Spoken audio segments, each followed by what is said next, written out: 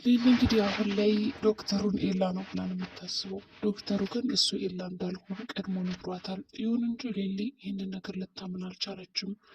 በእርግጥም ዶክተር እኔ ኤላ አይደለሁም በኋላ ይጸጥሻል ብሎ የነገራን ነገር አሪፍ ነው ብዬ አስባለሁ እንደኔ። ምክንያቱም አሁን ሊሊ አታስታውስም። ለዚህም ነው ኤላ ኤላ እያለች ሄደች እንግዲህ የምትጠመጠምበት የምትለጠፍበት። ከዛ ግን በኋላ ይህን ነገር እውነቱን ስታውቅ እንዳይጸጽታት እንዳታፍር በሚለው ቀስ አድርገው ለማማከር ሞክሯል። ሊሊ እኔ ፍቅረኛሽ አይደለሁም፣ ኤላ አይደለሁም፣ ሌላ ሰው ነኝ። ኤላና እኔ የተለያየን ሰዎች ነን። እኔ ለስራ ነው የመጣሁት ቦታ ዶክተር ነኝ። ከዛ ደግሞ አንቺም ኤላ ኤላ የምትይውን ነገር እስኪ እርሽው፣ ከዛ እስኪ ስለ ቤተሰቦች አጫውችኝ ብሎ ብዙ ጥያቄዎችን ጠይቋታል።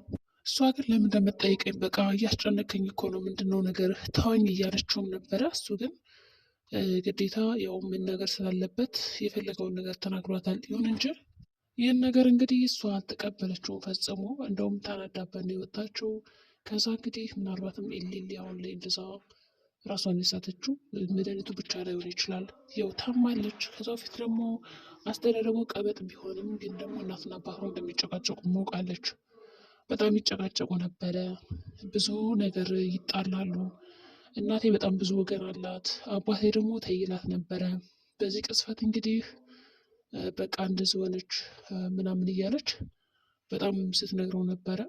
ብቻ ግን በአጭሩ አስረድቷታል። ከዛ ራሱን ከተጠያቂነት ነጻ ያወጣል ማለት ነው። ሊሊ ኤላ ኤላ እያለች ስጠረው፣ ባቡሬ ደግሞ በጣም ተናዷል። ምክንያቱም በአንድ በኩል በቃ እኔ ፍቅሬን እገልጥላታለሁ ብሎ ሲያስብ ታመመች፣ መታመሟን ሰማ። ከዛ ደግሞ ከታመመች በኋላ ድና በቃ አብረን እንሆናለን ብሎ ሲያስብ ደግሞ ይህ የመርሳት ችግር አጋጠማት። ከዛ የመርሳት ችግር ካጋጠማት በኋላ ምንድን ነው የተፈጠረው? ኤላ ኤላ ማለት 30 ጊዜ ሰው ባባይ ደግሞ በዚህ በጣም ተከፋ። ምክንያቱም ወንዶች እንዴት ነው የሚያፈቅሯት ሴት አሁን ዝም ብላ የሌላ ሰው ስም መጠራ ከሆነ በጣም ይደብራቸዋል የሚባለው። ስለዚህ አሁን ባቡሬ እያደረገ ያለው እሱ ነው። በጣም በቃ ብር እያደረገው እየከፉ ነው ያለ። ኤላ ኤላ ስትልበት በጣም ተደብሯል። እናቱም ታማለች። ከዛ ሌሊም ድና በቃ ጥሩ ህይወት እንኖራለን ፍቅሬን እገልጽላታለሁ ብሎ እየጠበቀ እያለ እንደዚህ ስትሆን ለባቡሬ በጣም ከባድ ነው የሚሆነው። እንግዲህ ቤዛ እንደተለመደው ደግሞ ከገጀራው ጋር ለመደራደር አስባ ነበረ።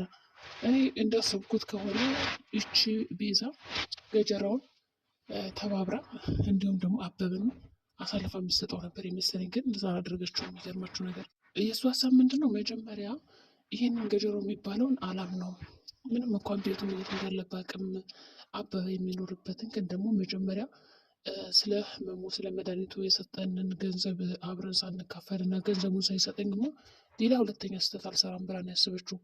እንዴት ነው አበበ ያለበትን ወስጃ አሳይሃለሁ፣ ቤቱን አውቀዋለሁ፣ ግን ደግሞ ገንዘቡ ትሰጠኛለህ ብለዋለች። እሱም እሺ ብሏታል። እንደምታውቅም ነገረዋለች ለገጀረው። ከዛ ግን ተመልሶ ሲጠይቃት እኔ አላውቅም ነው ያለችው። ምክንያቱም በቃ አላመነችውም።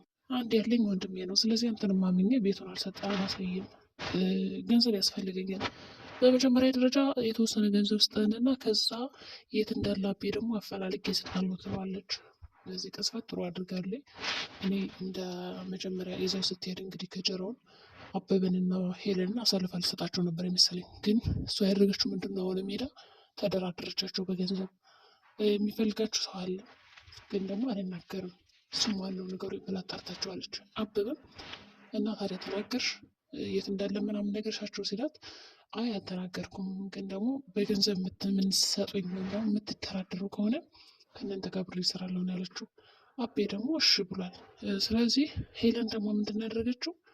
ልጅ ማመን የለብን ምንም ብትሆን ቤዛ ናት ትላለች። በጣም መሰሪ ናት። ከአቤ የተሻለ አስተሳሰብ አላት እንግዲህ ሄለን ማለት ነው። ምክንያቱም ትመክረዋለች፣ ገንዘቡንም አስቀድሞ እንዲሰጣት ነግረዋለች። ከዛ ደግሞ ያለውን ነገር እንዳይታረም ተናግራለች። ብቻ ግን ባጭሩ ብዙ ነገር እንዲያደርግ ነው እንግዲህ የጠየቀችው። ምክንያቱም የጥቅም ሰው ናት ቤዛ። ወንድሟም ቢሆን በቃ ፍቅር ደግሞ አሁን ምንድን ነው ያሰበችው? እነሱ የሰሩትን ስራ ከአደይ ላይ መለጠፍ፣ አደይን ወንጀለኛስ ብለው ሊያሳስሯት ነው የፈለጉ። ዶክተሩ እንደሚወዳት አሁን አውቃለች ፍቅር። ከዛ ዶክተሩ እና እሱ ናቸው ይህንን ነገር እየሰሩት ብላ ለእሷ በጣም ጥሩ ጠቀሜታ ነው የሚሆንላት። አሁን የቤዛ ወንድም ፍቅር ያገዘችው መስሎታል እንጂ ግን ደግሞ የራሷን ቦታ የራሷን መንገድ እያመቻቸች ነው። ምክንያቱም አደይ እስር ቤት ከገባች ዴቭ ነፃ ይሆናል። ከዛ የኔ ብቻ ነበር የምታስበው።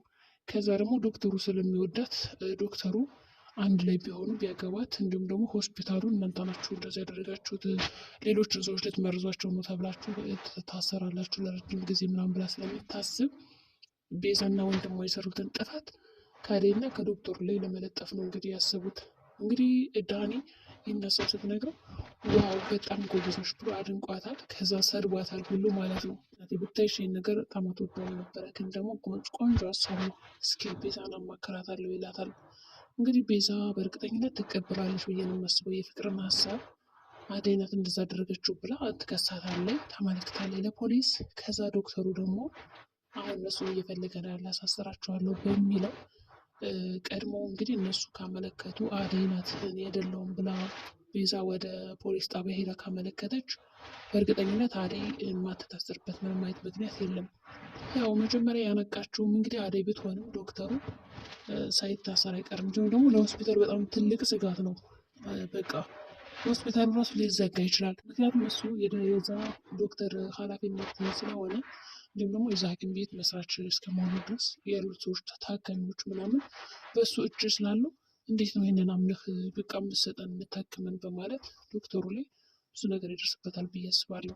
ስራውንም እንግዲህ እስከ መነጠቅ ሊደርስ ይችላል። ምክንያቱም ተበላሸ መድኃኒት ትሸጣለህ ተብሎ ሊከሰስም ይችላል።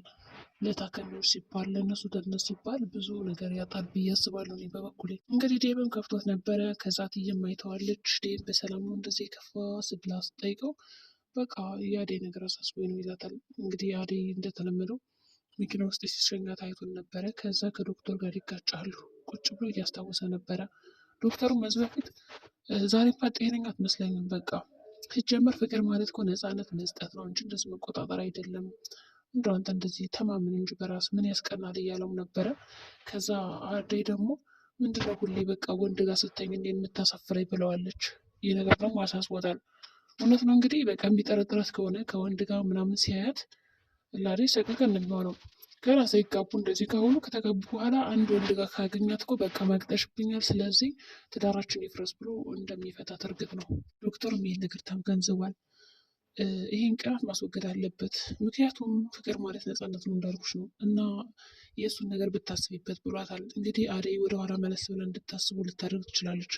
የሆነ የማይቀና ባህል ከዛ ደግሞ በትዳር ከተጣመሩ በኋላ በቃ የሚያምናት ነው እንጂ መሆን ያለበት ሁሌ ጥረት የሚኖር ከሆነ ከባድ ነው የሚሆንባቸው። ስለዚህ አሁን የአደይ ውሳኔ ምን ሊሆን ይችላል? ቤተሰቦቻቸውም እንግዲህ እየፈቀዱ አይደለም። ትዳራቸውን በራሳቸው ወስነው እንግዲህ መጋባት አለባቸው።